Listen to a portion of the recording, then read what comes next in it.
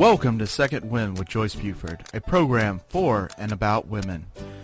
Joyce Buford is a certified coach and motivational speaker who has a passion for helping women who need a second wind. She is the author of the Amazon bestseller, Effortless Happiness, How to Find Your Voice and Finally Ask for What You Really Want. She studied directly with her mentor, Jack Canfield, and is a fully certified coach in his program. Also, she has served as an assistant in his training programs. Through her study with many prestigious coaches and mentors, she has created a powerful program that has positively impacted thousands of people.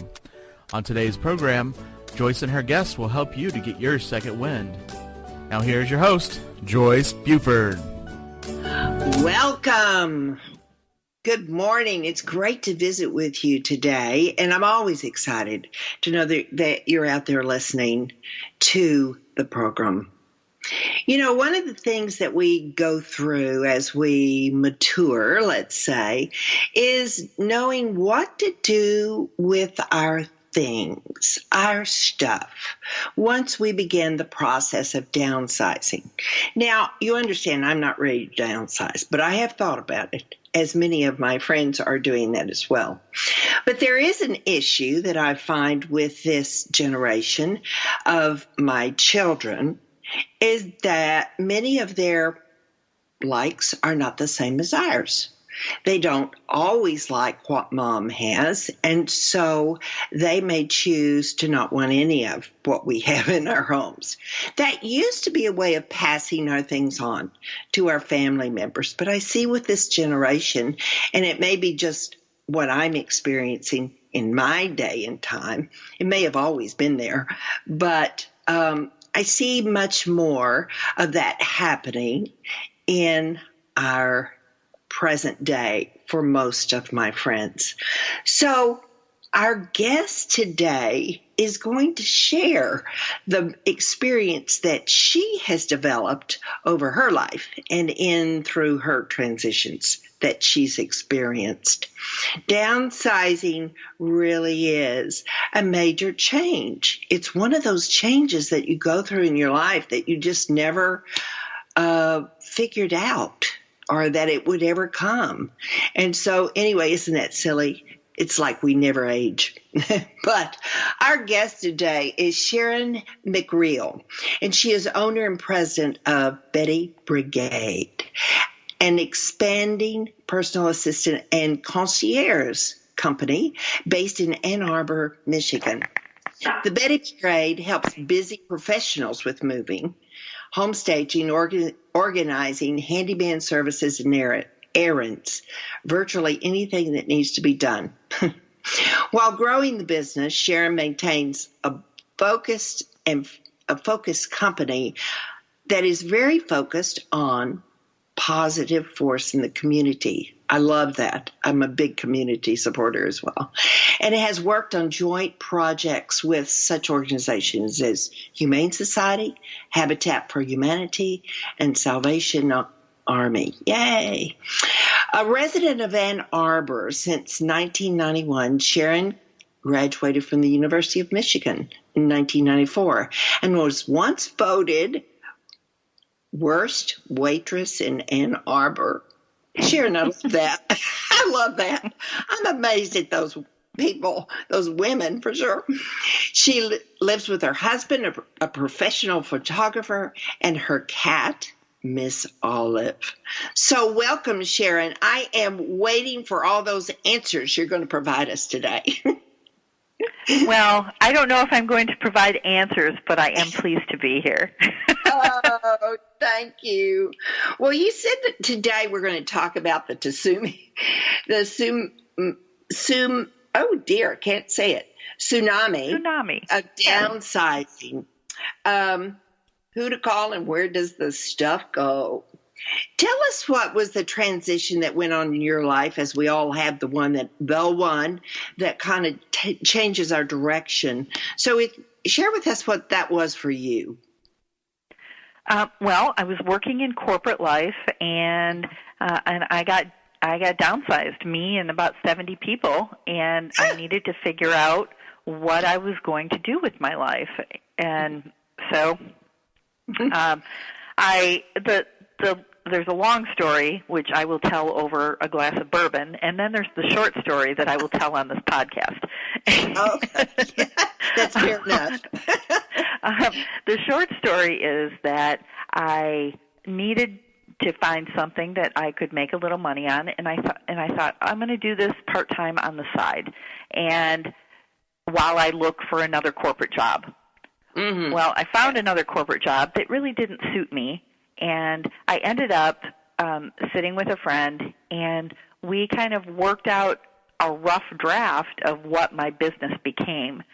And what that was, where we started, was organizing and errands and pet care and doing small things for people who were too busy to get them done themselves. Yes. Where we have evolved is we now do relocation and organizing, and we don't do as much.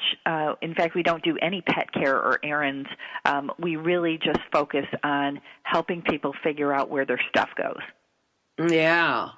Well, do you primarily work only in the Michigan area, Ann Arbor area? Or do you, it looked from your website as though you expanded into other areas. Is that right?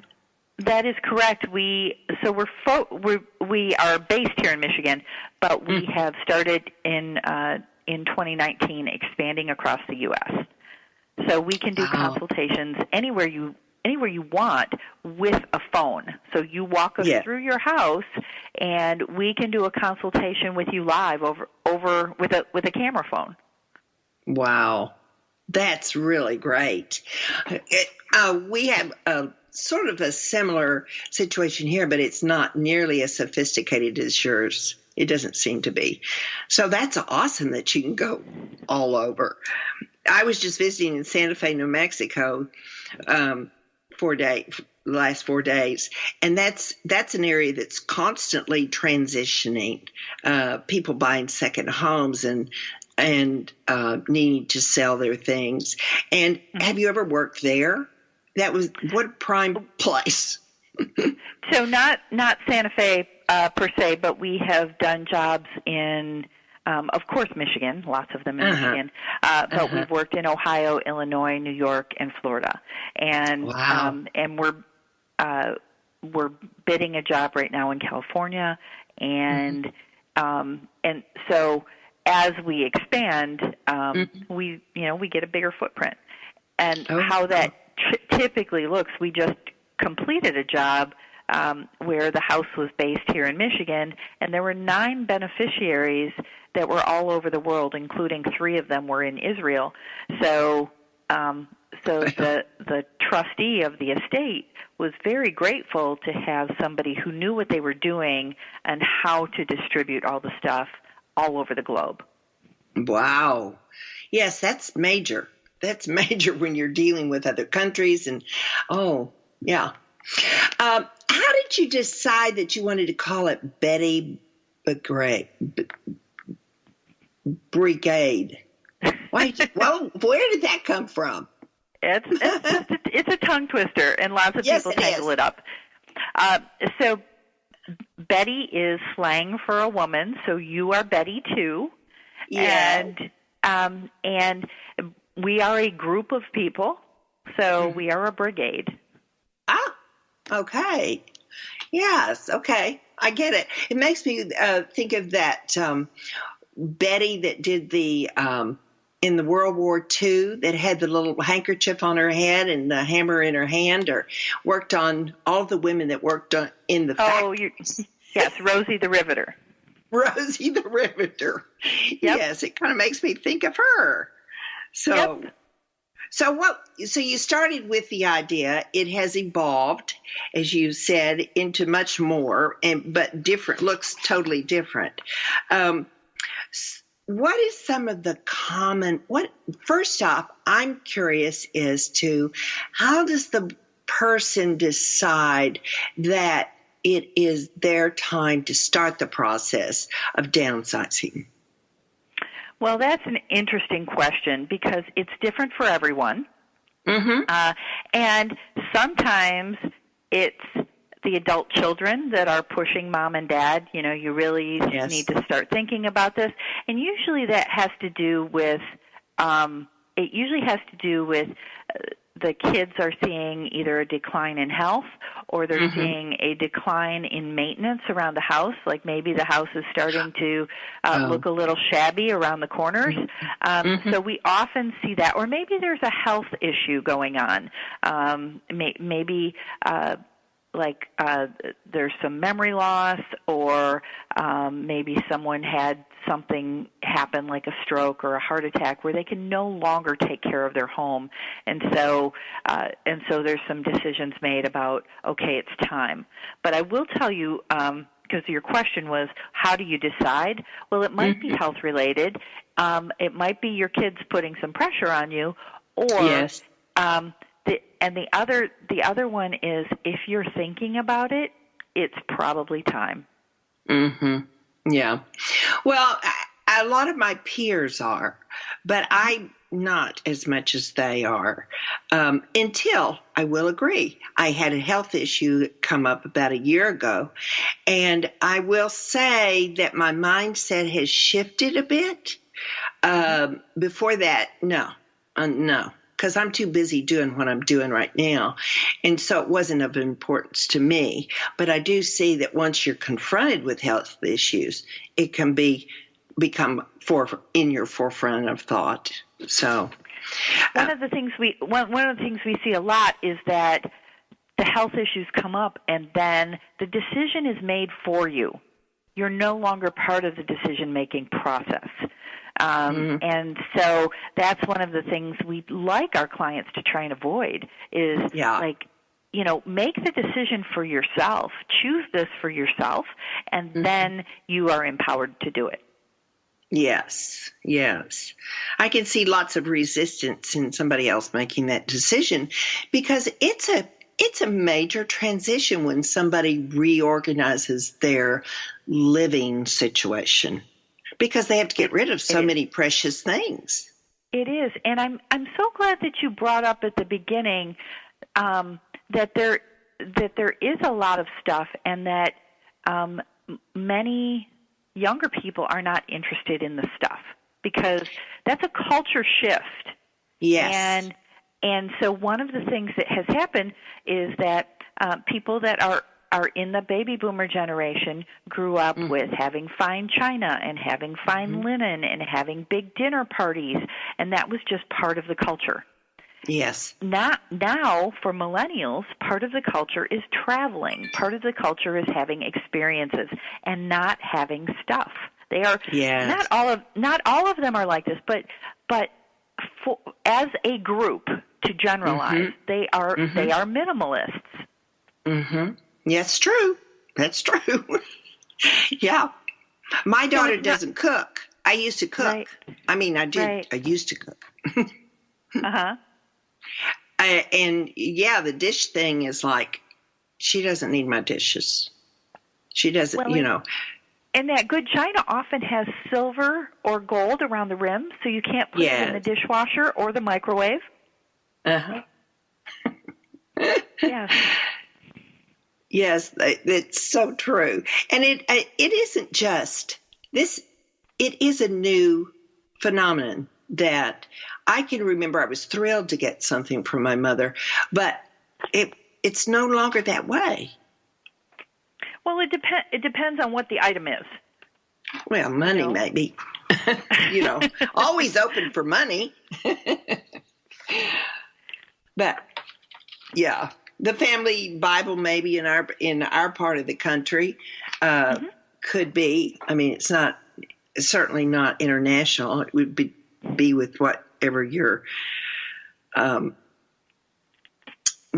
situation is with a higher power. But so, my question is, when you have a household that you're going through to make major decisions like that, how do you organize that? Well, everybody does it a little different, but I will tell you that most people start with their stuff. Like, well, I'm going to keep my couch, and I'm going to keep my bed, and I'm going to keep my dishes, and I'm going to keep this and that and this and that. That's usually not where we start. We usually start with, where are you moving to? Because when you know space, the literal square footage of the space you're moving to, then you know approximately how much to take. Yes. And one of the things that we see often is that our clients tend to take too much stuff. Yes. Mm-hmm. They tend to. Not always, but as a generalization. Mm-hmm. Well, when you're living in a 4,000 square foot house, 5,000 square foot house, and you're going to 1,800, it's so difficult to make that decision. You have no idea. 1,800 is generous. 1,800 is generous because okay. Many of the senior communities have apartments that are about 1,000 or less. Yes, that's true. Yep, it is. In helping my mother downsize, I think we downsized several times because, like you said, too much was taken, not enough room, not enough space, and then it got to be just, it was so frustrating because she couldn't walk, so and I didn't have a professional, I just did it. So there's so much benefit in having someone who understands and is professional to do that process with you.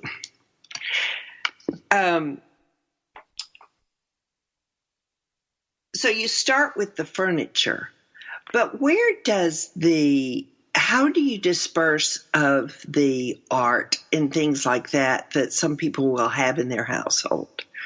Sure, and I actually don't start with the furniture. Oh, you don't? We start with the new location, the square footage, yes, and then we look at who's helping. So knowing who's coming to help, or do you need professionals, and your timeline. So that's where you start. So first is the location, then your timeline. Do you have to move in 30 days? Do you have to move in a week? Do you have 6 months? Do you have a year? What do you have? What are we looking at here? Because that timeline drives a lot. Yes. And then who's helping? And then we look at the stuff.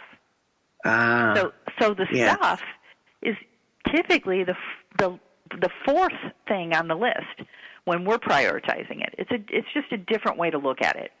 And then so how do you disperse it? Well, once you have decided, okay, I'm moving into this size space. And I need this much stuff. I need a television. I need a couch. I need this chair. I need my dishes. I need some clothing. Those are the important things, right? That's what you need to live. Then you look at what are the things that would just be nice, but they're not necessary. What are the things that are important to you that if they got lost or stolen or broken, that you would be heartbroken? Like photographs or memories that you can't replace. Now, here's another culture shift that with baby boomers, all of the photographs are paper. Yes. With millennials, all the photographs are in the cloud. Oh, that is interesting. So they will never say, "Oh, I need to rescue my photo albums." Yes. They just won't. They'll grab their computer and they'll walk out the door and they'll say, "Okay, I'm good." And maybe a pet, because if they've got a pet, but stuff goes lower on the priority list. It's more about people and experiences. So think about it from that perspective. That when you're approaching your stuff, what would you save in a flood or a fire? What are the things that are most important to you? And if you tell me that they are your photo albums that have been in the attic for 20 years, I will tell you that you're lying because they've been in the attic for 20 years. Yeah.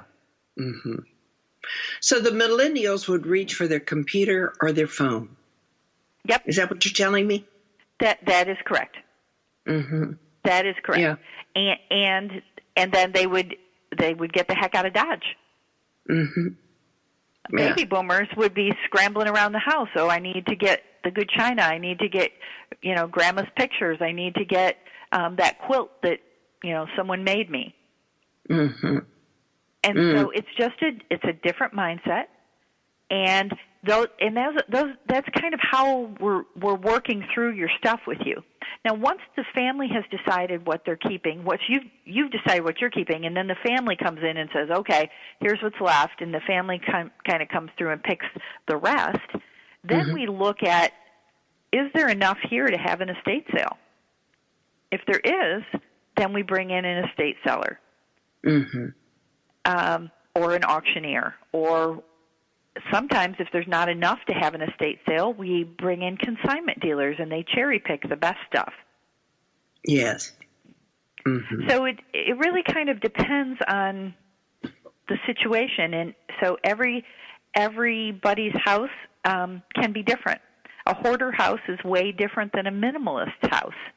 50 years of stuff is way different than 20 years of stuff. Do you see certain areas, as you say, as you get bigger in your business, are you seeing a difference in how they process keeping information or downsizing or working with those people? Are you seeing their difference there, or are they all the same question? Who is they? I'm not quite sure. Okay, so that would be like in Florida versus in the Midwest. They would look at their transition differently, in my mind. I could be all wrong.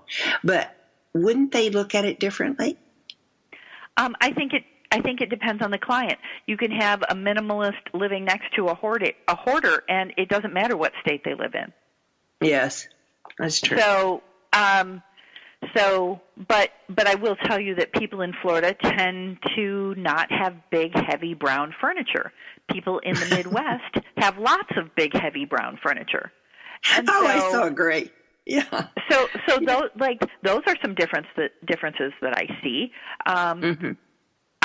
Often people, just because there tends to be an older population living in Florida, that people do tend to hang on to less stuff because they realize that they're in the last third of their life.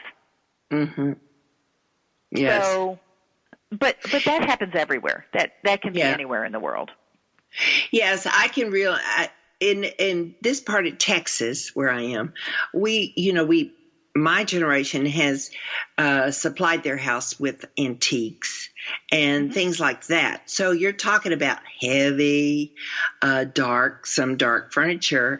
And I have many friends, or several friends, not many, that are in the resale business, antique business. And they're so frustrated because the new generation wants painted white furniture. And it's a shift. And I so have heard her speak of this so many times. It is a very viable reason, transition that we're going through that just didn't seem to be present in prior generations. So that leads us with a whole new thought about how we're downsizing, and what stays and what goes. So you talked a little bit about the common issues that prevents people from getting organized. And I would think that sometimes because organization, overstuffing, not being organized is a problem that happens a lot. I don't tend to be as organized as some people. So when you work with some families, there's almost that pre-work that needs to be done to kind of organize the things that are in the home. Is that an issue? I wouldn't call it necessarily pre-work. It's more that the family needs to kind of look at what's important to them. Okay. So once the family has done that, and you're right, some people are more organized than others, and I'm going to tell you that even super organized people hire us because it's still overwhelming to move. It's still overwhelming to organize a house or to say, okay, well I have a vacation home and I have my main home, and now I don't need two homes. I'm going to let one of them go. And so but maybe some of those things in the vacation home need to come to the regular home, or maybe some of the things in the regular home need to be sold in order to bring in the newer furniture that's in the vacation home, or vice versa. Yeah. So those are the kinds of things that are just logistical.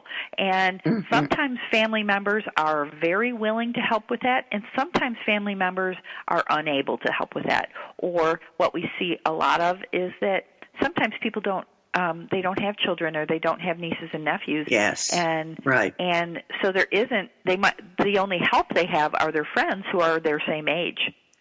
Yes. So we're seeing a generation of people that are willing to help make decisions, but they can't physically lift things. They can't carry things. Yes. Yeah. I got it. Yeah.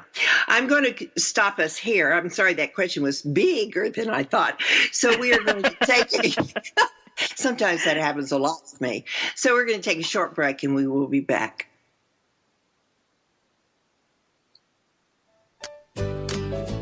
Transformational coach, motivational speaker, and author Joyce Buford returns after this short break.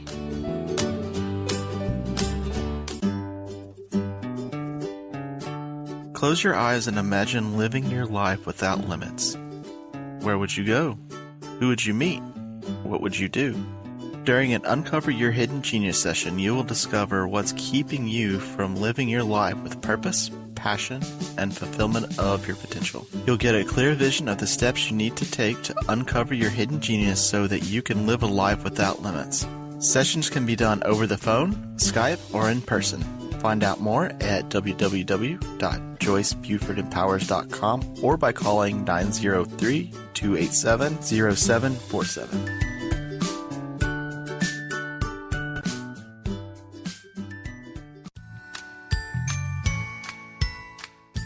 TogiNet Radio has partnered with one of the largest travel booking engines in the world to offer savings of 15 to 30% or more on hotel booking fees through our own web portal, www.bestradiotravel.com. Discover the discount you can receive by going to bestradiotravel.com/Joyce, Joyce, to see for yourself. This is a custom booking site for the listeners of my show through TogiNet Radio. We have negotiated special rates at over 650,000 hotels worldwide to save our customers money. Our members leverage our massive buying power to save thousands of dollars by booking with us. BestRadioTravel.com can beat the best prices offered by any other major travel booking website. Please go to bestradiotravel.com/Joyce, sign up, and enjoy the discounts. This is bestradiotravel.com/Joyce, Joyce.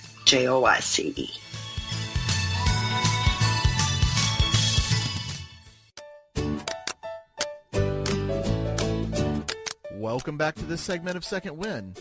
Joyce Buford, the author of Effortless Happiness, continues in this segment to share insights that will help you live a life of greater purpose and filled with happiness. Now here's our host, author and coach, Joyce Buford. Welcome back. We are talking with Sharon McReel today, and we are talking about so many things concerned with downsizing, moving after illness, or just the aging process says it's time. That message may come through our family doctor or our children, or it could just come through an inner knowing on our part that needs to be accomplished. We need to make that decision. One of the things, Sharon, that I have experienced through just selling other things, I know this happens a lot when families decide about downsizing, and that's getting over or handling the the devaluation of a prized item. Let's just take a painting for instance. Let's say somebody paid X amount for it, but when they try to sell it or reevaluate it or downsize it to go wherever it's going, the value seems to have really decreased on the item. It's hard to understand that. Can you enlighten us on what happens? I'm so glad you brought this up because it comes up in almost every single home that we work in, almost every single one. And this is a huge topic. And one of the things that I really want you to think about is that did you buy that thing as an investment?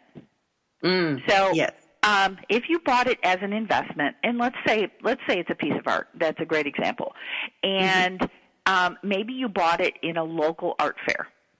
Yes. And that's another thing that we see a lot is you may have paid, say, $500 for this piece of art, and when the art appraiser comes in, they say, I'll give you $300 for this.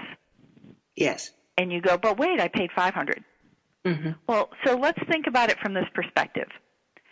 The person coming in to buy the art from you is buying it at wholesale because they are going to turn it around and make a profit on it. Yes. And they probably won't make they probably will not make $500 on it. They might make $400 if they're lucky. Mm-hmm. Mm-hmm. And it might sit in their store for 6 months, taking up space in their inventory. Mm-hmm. So again, there's an investment of it's taking up space. It's not turning a profit for them. Now, I don't mean to make this all about money. I also want to make this about you bought that painting because you like it, because you enjoyed it. And now you're going to sell it because it doesn't fit in your new life. So you enjoyed it, and you get a return on your investment. You got to enjoy it for, say, 25 years. Mm-hmm. And just because it doesn't sell for $500 doesn't mean that it's worth less money. It just means that that's what it's selling for in the marketplace today. That's an excellent explanation. Really good. I like that. It's easy to understand because one might think if I'd paid $500 for it, then I've overspent. I spent too much for it. Somebody took advantage of me. But the way you say it, it's not. And so that's really a good explanation. Yeah. Yes, you used it, like you enjoyed it, and now you're selling an item that you can no longer use, and that item is going to pay for your next phase of life. Help pay for it. Yes. Yeah. Mm-hmm. Yes. I appreciate that answer. When you go through the frustrations of family issues, sometimes there's so much, particularly around, I think, prized items that everybody in the family thought they were going to get, or money itself, which I don't think you would directly deal with that in your work, but you may. How do you handle that? I mean, on your part, it could be very stressful, as it is already on theirs. Well, one of the ways that can be entirely avoided is if people have a trust. Not a will, but a trust. And and it's kind of funny, my dad didn't want to, he said, oh, you and your brother will just divide things up when I go.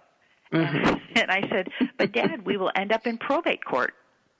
So, and so you laugh, but that's a real thing. Yeah, I know. And so, and many people, when they are grieving, are forced to go to probate court and to give a portion of the proceeds of their family's estate to the court just for court costs. Yes. So let me give you a very famous example. Aretha Franklin, who is from Detroit. We hear about that a lot right now. But this was in national news. She famously had no will and no trust. And her Yes, No. and her attorney tried for years to get her to sign documentation saying, you really need to do this, and she said no. So what's going on now is her family is in probate court, and not only are they grieving the loss of this amazing human, but they're also having to figure out all her financials, and it's a big mess. Now, $11 million of her estate is going to probate. $11 million. So imagine, this is, and I like to use this example because it really drives home a point.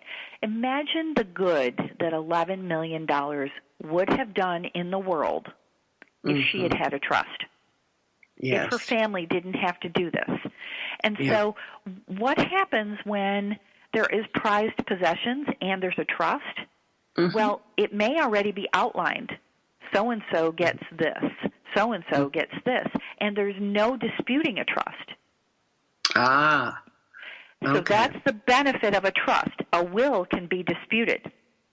Now, I'm not an attorney, and I just want to make sure that I make that disclaimer because there are trusts that have been disputed, and it's not out of the question, but for the most part, they are not disputed. So when there are things that more than one person wants, like it might say right in the trust, if more than one person wants this item, they can buy it from the trust at fair market value. And I've seen that happen in our where we have to come in and provide appraisals on all of the items that have they're more than common items. They're not just like the everyday dishes and the couch and that kind of thing. It's more expensive things. And so when more than one person wants it, maybe somebody says, you know what, I'm not willing to spend money on buying this from the estate. And the other person says, well, I am. I really want it. And then it's settled. Or there can be a trustee or a trust officer. A trust officer is usually an attorney at a bank that manages that for the family. So that helps alleviate a lot of that back and forth because there is a neutral party that is handling the disbursement of the assets. I see. Yeah. Yes. I totally did not understand the difference in a will and a trust. So that's a great explanation. Gives me a little more insight as to how the two different documents work. Right. And then often the so if somebody says, well, and this happened in a recent one we did where there was a Chagall painting, Marc Chagall, famous painter. Yes. So there was a Chagall, and two of the beneficiaries said that they wanted it. Well, that had to be appraised, and once it was appraised, one of the people backed down and said, "No, I'm not willing to pay." I think it was like $9,000 or $10,000 for this Chagall, and that's not a lot of money for a Chagall. No, he's not making any more, right? Yes, I was thinking, boy, she's going to get in the million. But yeah, well, it sometimes is a deterrent. I mean, it's more of an emotional "I want" instead of are you willing to step up and actually pay for what you want. That's yeah. And sometimes that money comes out of the disbursement of maybe there is a lot of money, and so that maybe there is money plus items, and so say you wanted a $500 painting, well, that $500 painting comes out of the money that you would have been dispersed at the end. Yes. Yeah. After all of this is done, I mean, you've worked with the family, you've gone through some frustrating times, some challenging times, or maybe it's just smooth as can be. No questions, no difficulties. We like the smooth ones. Yes. I don't know if there are many of those. But what's the most rewarding thing about your job? What do you like most about what you're doing? The most rewarding thing is that our clients often call us angels. Oh. often I like that. often say, "I couldn't have done this without you. You really, your team is amazing." We get notes like that every single week, and we often get a hug and a check, and that's really rewarding. Wow. Yeah, that is. So now, how large is your team? Because as you grow, of course, I would think you're growing in staff as well. We are. Do you maintain a pretty large staff? Actually, our team is very, we are not huge. We're 15 people, but we are, we have longevity in terms of there's a lot of people with a lot of knowledge on the team, and they've been with us for a long time. And so how it works is that we have team leaders, and our team leaders run the projects. So team leaders can go anywhere in the U.S., and then we have a team leader go and run a project in another city, and we use local resources to help make the rest of the project go smoothly. Yeah. Do you do proposals for people to make their decision whether to work with you or not? Is that how you choose your clients? Well, yes, and we do choose our clients as much as they choose us. So you talked about difficult situations. Nobody wants to work with somebody who is angry and is going to be hard to work with. Nobody. Oh, Yes. And it doesn't matter that it's a huge paycheck. Our team leaders don't want that, and we really want clients that appreciate us, and and so we seek that out, and we never advertise. So we do prepare a proposal every single time. We do a consultation, and then we prepare a written proposal. And when we have those clients that we kind of get some red flags on, we're able to say right up front, here is how Betty Brigade works, and here's what we expect from you. So it's about setting some boundaries and some ground rules about we really would love to work with you, and we can do your project, but we need you not to be cranky the whole time. And we know that this will be hard. We know it. Yes. Yeah. Because you brought up a very important word earlier. Usually people are in grief, and so that adds another dimension to the stress because they're not always thinking very clearly. They're thinking more with their heart than their mind, and I can see where you'd be working with a stressful situation. Yes, death, divorce, and moving are the three most stressful things, and we are often working with two of them. So moving and death are a big part of the business, and so we know that we're working with stressed out people, and that doesn't preclude people from still being polite and being helpful even when they're in grief. We recognize they're in grief, and we can work around that. Yeah, I never even thought about the divorce situations because that's a whole nother. We work in those. Yes, we work in those situations too. Oh my, Sharon, those could be testy. We try and keep the spouses in different. We try and not have them together if that's possible. Yes. Oh my goodness. Yes. Okay. Now, how could you put all of your knowledge, and so much of this is it's working with the people. How could you put that in a book? Because I know you have a book, and I think it would be a wonderful tool for anybody thinking they're going through the process of downsizing or divorce or whatever. But how does your book work? How can somebody buy it and use it? Because I saw it was on your website, and I'd just talk a few minutes about your book. Okay. Well, the book really is a reference tool for folks who who haven't moved in many, many years, or even their adult children who are helping take on that task. We really just wanted to give people an easy reference tool. It's not a big, dense book. We put it in 14-point font for older eyeballs, and and it's got a lot of very specific things about how do you work with an estate seller or an auctioneer. What's it like to choose? Why your realtor is going to be your new best friend, and like knowing about like all of the pieces, the components that it takes to move.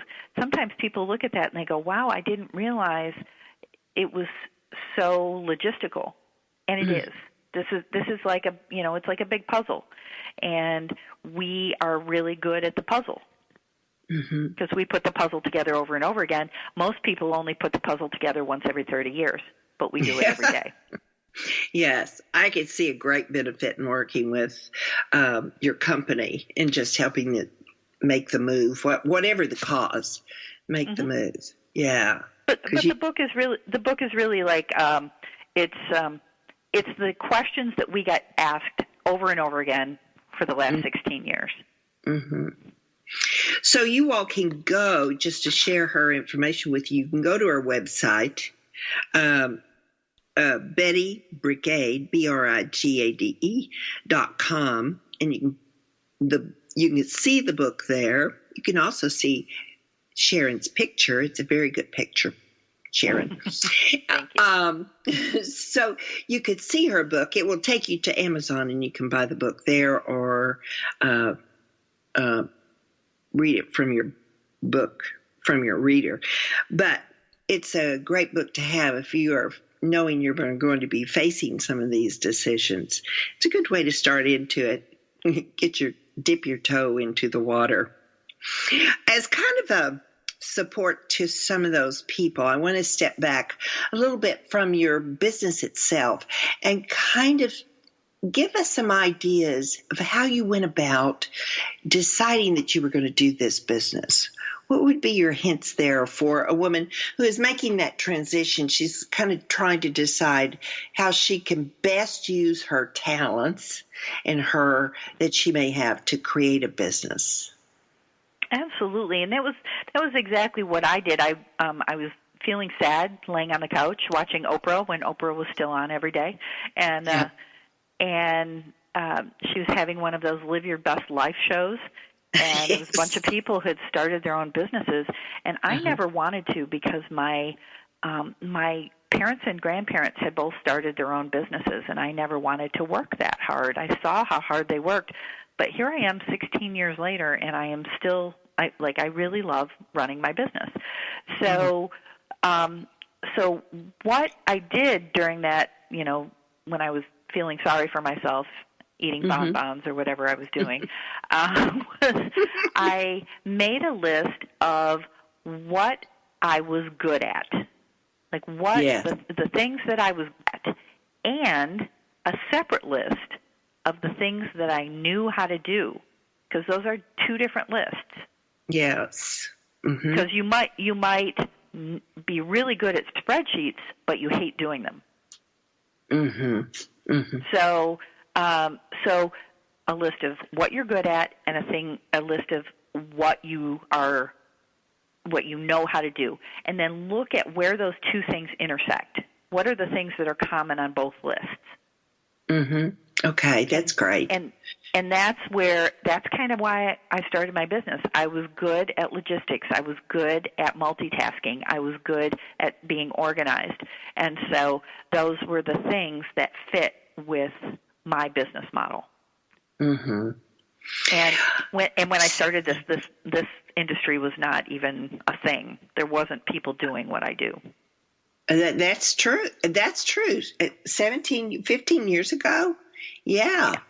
I can't remember anybody back then. I did meet somebody in my journey who did smaller organizing. You have exploded this organizing thing, that you're doing it from distance. And I can just say, that's wonderful. Right. And your company. Go ahead.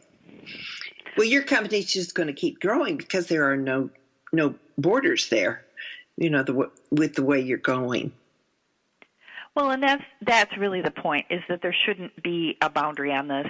And there are a lot of just like one-person organizing companies that might want to grow, that might want to expand their reach, and that's where they can hook into our system and become a local affiliate of Betty Brigade. Oh, really? Yeah. Well, that's cool. I like that. Yeah. So where do you say, I always work with my clients, and I say, yes, they have to find what their core values are, but then they also have to use their talents. But what they're skilled in, where does that intersect? I mean, how would you choose? You said you intersected it, and I'm like, okay, what if I really didn't like doing the statistical work? Where do you go, okay, in that area, I'm going to pull in somebody that covers that area for me? In other words, am I explaining that? I had the big picture. Yeah. Nope, but I know understand exactly what you're saying. Yeah. And in the beginning, when you're first starting a business, usually you don't have an enormous amount of cash flow. Right. And so I gave myself 1 year, not to be profitable, but 1 year to see if I could break even. So the first year was just about, is this even viable? And at the 11-month mark, I hired my first employee because I had so much business, I couldn't handle it all myself. And so that was one hurdle. The next hurdle was, and when you're a small business owner, you do wear a lot of hats. That's just part of it. Yes. And one of the first things, I am terrible at administrative tasks. I double book myself. I do all kinds of stupid stuff with my schedule, and so I now have 2 administrative assistants, and I just send them an email. I need an appointment at this time on this date, because when I put it on the schedule, I screw it up, and it's not that I can't do it; it's that I mess it up, and yes. And so I'm not great at that. I hire people that are great at that. But in the beginning, I had to do it myself. Yes.